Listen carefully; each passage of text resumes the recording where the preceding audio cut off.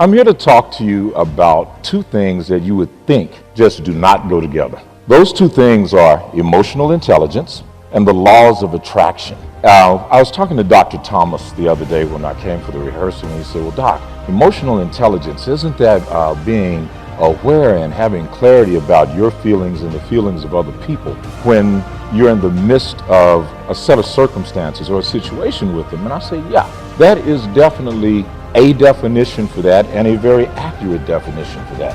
But the truth about emotional intelligence goes far beyond having just clarity about people. It's clarity about situation, circumstances. Why are you there? When you stop and think about, I'm in this situation, I'm in the midst of something. Now, what is that something? And more than likely, that something is a set of circumstances or a dilemma you may have encountered that you attracted into your life. And that's where the laws of attraction come to meet emotional intelligence. Like attracts like. These things that you expect come to you.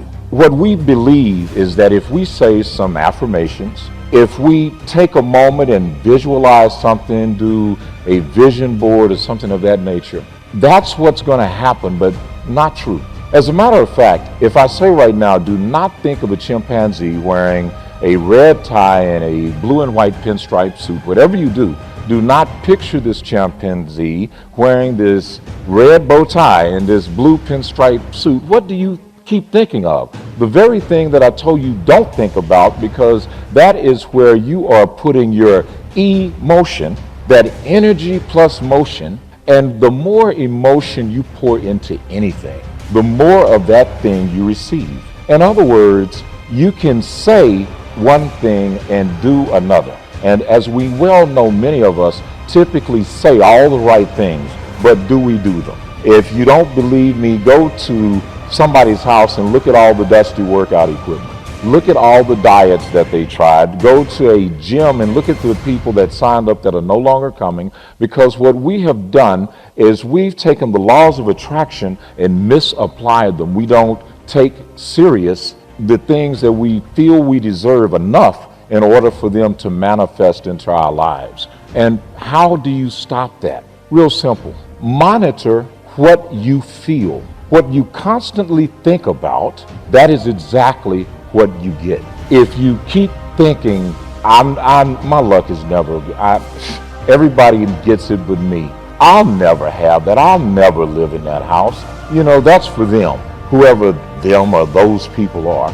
When you constantly think about how much bills are, what do you end up with? More pink slips, more bills. When you constantly think about, I don't want to gain any more weight, or I need to lose some of these bad habits that I have. I want to stop smoking. I'm not going to smoke. What do? The minute the pressure hits, you go get a cigarette and you smoke again. You get frustrated and you eat again. And as you continue to do these things, your thoughts and your feelings equal the manifestations that you get in your life. Here's the $1 million solution to that. First, monitor what you think about. Your mind, and there's a lot of theories around this concept, but I'm going to tell you this. Everything that is seen comes from that which was not seen. That chair you're sitting in, the clothes you have on. Right now, with somebody's I did one time. Somebody figured, I don't know, a long time ago, guys should wear a tie. We figured somehow that, going on horses wasn't enough. Maybe if I can build this contraption, I could fly like a bird. Everything that we do started out in the unseen, and someone called those things that are not as though they are and brought them into manifestation. But here's the catch for you and the solution.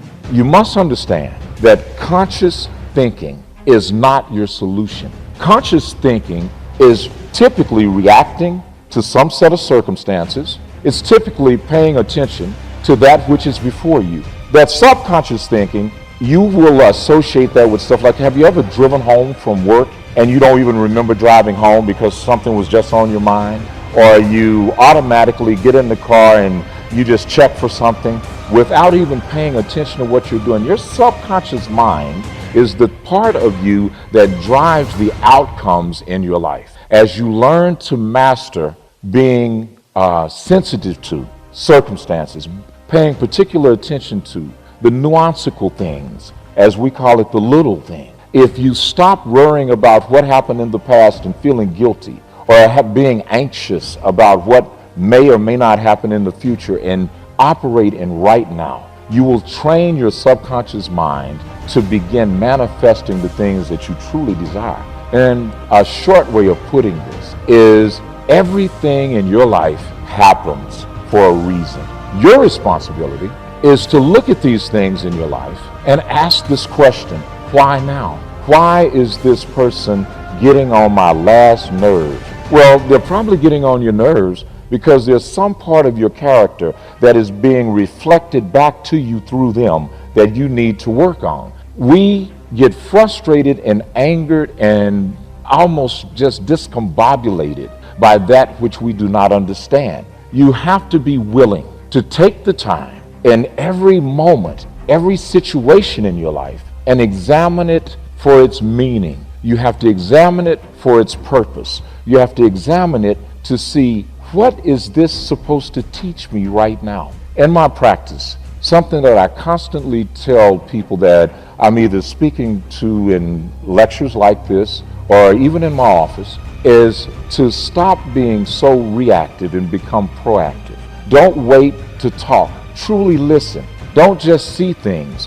Look at them. You know, when you hear something, you're perceiving it at the expense of all the white noise or the debris that surrounds it. When you look at something, you are deliberately ignoring things that otherwise could distract you. It takes effort to be successful, but the greatest effort is mastering how do you use your mind. As we evolve, and I'm not getting into some religious stuff, so there will be no offering, you don't have to panic, but we came from somewhere. We received a greater source and conceived when our parents decided to confirm that. But my belief is, before we get here, we made a decision while we were coming, and we came to experience the contrast and the challenge that everyday life presents to us. See, your creator, which you are a co-participant in that creation, is smarter than you think. As a matter of fact, you can figure out exactly what everything means in your life by asking one question,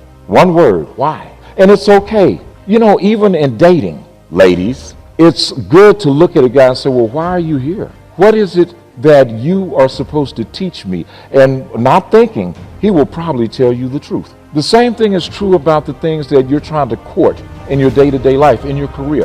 Ask yourself, why am I doing this? What is motivating me to do this? Why do I feel the way that I feel about what I'm doing? And you know, you do not have to wait for an answer. You can get an answer if you shut everything down, get in a quiet space, and simply meditate. And I don't mean lotus position going, What I do mean is taking the time to be quiet, to be still, to allow your circumstances to speak to you in such a way that it resonates at the core. You remember I said emotion. It's kind of like that Geiger counter when you're looking around for a metal object, and the further away you get, the further away the chirps get, but the closer you get, the closer those chirps get. And the way that you can parallel that to your spirit speaking to you is, the better you feel about it, the more you should do it. And if it doesn't make sense to anyone but you, all the better. Accept the facts, but never, ever confuse the facts with the truth. Seek the greater truth. You know, anything that anyone has ever done that has required more caused that individual to confront themselves. They confronted their fears. They confronted other people.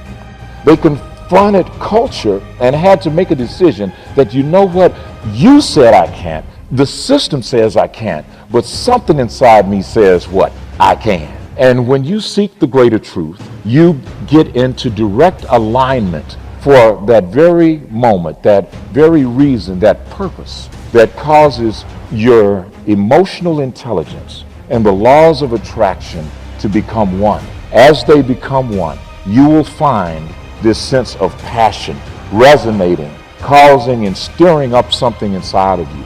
As that passion is stirred up, your purpose then just comes forth. You know, there's this thing, if you ever watch a football game, you don't see the guy sit there and wait on the ball to come, and you don't see the quarterback throw it after the guy's downfield. Right when he snaps the ball and that receiver takes off, that ball is in the air. Sometimes you have to run on faith. You have to run not seeing the outcome, but just knowing that there will be the result that you desire. And as you feel, as you believe, you will receive, because after all, that which you seek, ladies and gentlemen, that which you desire, that which you long for is equally seeking you. Have a great day.